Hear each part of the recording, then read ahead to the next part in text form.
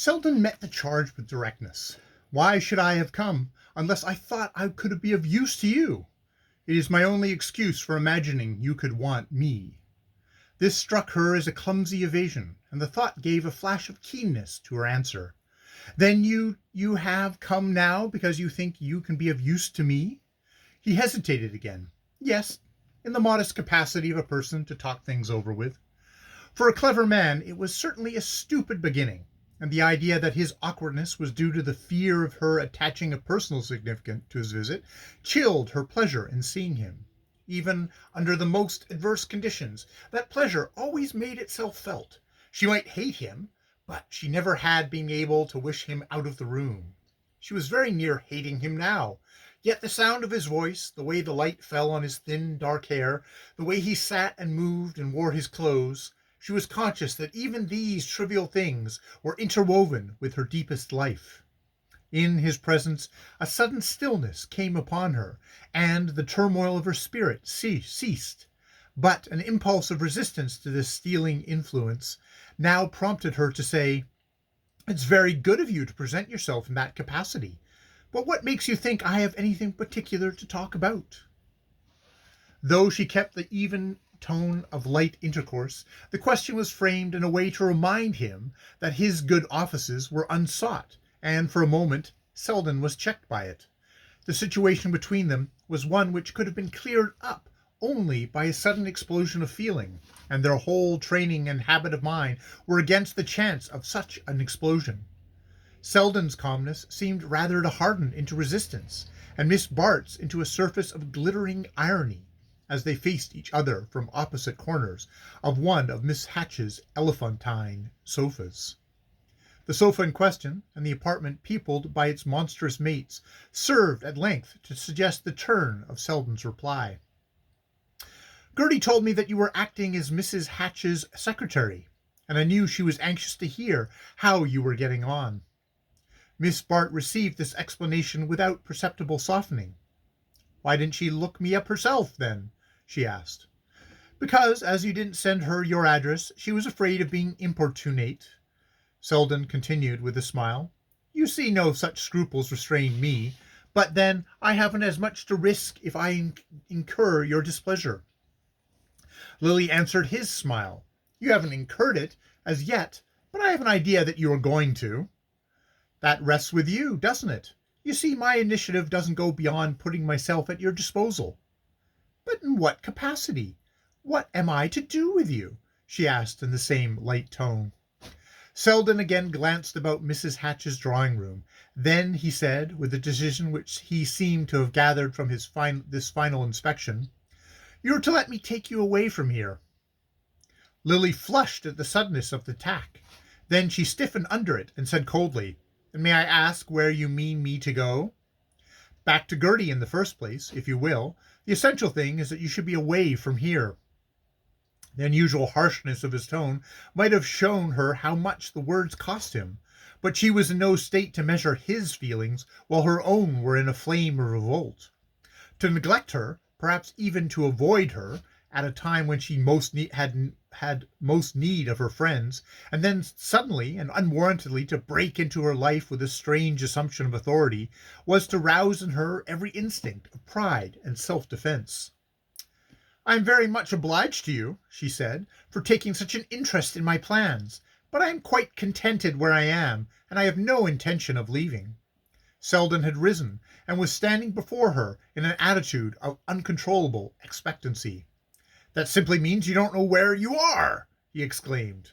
Lily rose also, with a quick flash of anger. "If you have come here to say disagreeable things about Mrs. Hatch—" "It is only with your relation to Mrs. Hatch that I am concerned. My relation to Mrs. Hatch is one I have no reason to be ashamed of. She has helped me to earn a living when my old friends were quite resigned to see me starved." "Nonsense! Starvation is not the only alternative. You know you can always find a home with Gertie till you are independent again. You show such an intimate acquaintance with my affairs that I suppose you mean till my aunt's legacy is paid?" "I do mean that. Gertie told me of it," Selden acknowledged without embarrassment. He was too much in earnest now to feel any false constraint in speaking his mind. But Gertie does not happen to know, Miss Bart rejoined, that I owe every penny of that legacy. Good God! Selden exclaimed, startled out of his composure by the abruptness of the statement. Every penny of it, and more too, Lily repeated. And you now perhaps see why I prefer to remain with Mrs. Hatch, rather than to take advantage of Gertie's kindness. I have no money left, except my small income, and I must earn something more to keep myself alive. Selden hesitated a moment. Then he rejoined in a quieter tone. But with your income and Gertie's, since you allow me to go so far into the details of the situation, you and she could surely contrive a life together which would put you beyond the need to have to support yourself. Gertie, I know, is eager to make such an arrangement, and would be quite happy in it. But I should not, Miss Bart interposed. There are many reasons why it would be neither kind to Gertie nor wise for myself. She paused a moment, and as he seemed to await a farther explanation, added, with a quick lift of her head, you will perhaps excuse me from giving you these reasons. I have no claim to know them, Selden answered, ignoring her tone. No claim to offer any comment or suggestion beyond the one I have already made.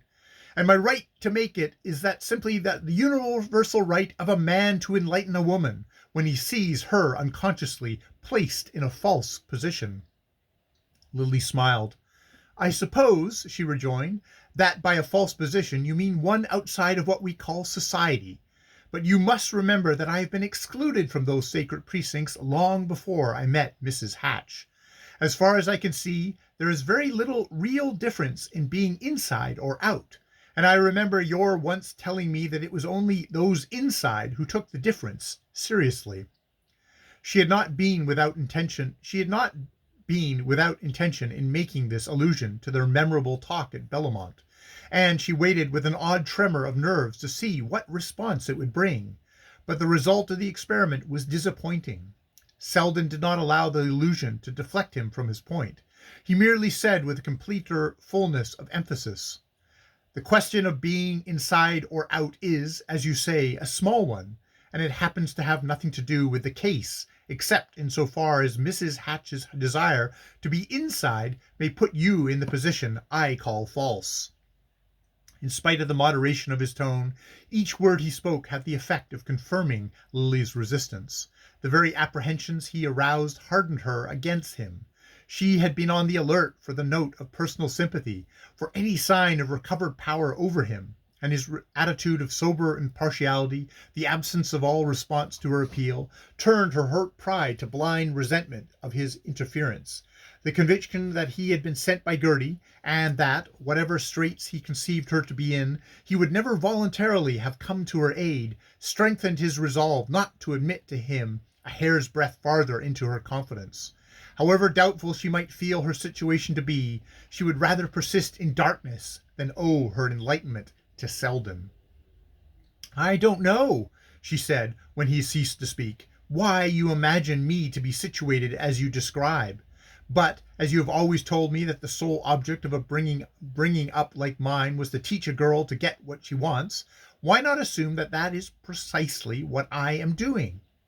The smile with which she summed up her case was like a clear barrier raised against farther confidences. Its brightness held him at such a distance that he had a sense of being almost out of hearing as he rejoined, I am not sure that I have ever called you a successful example of that kind of bringing up.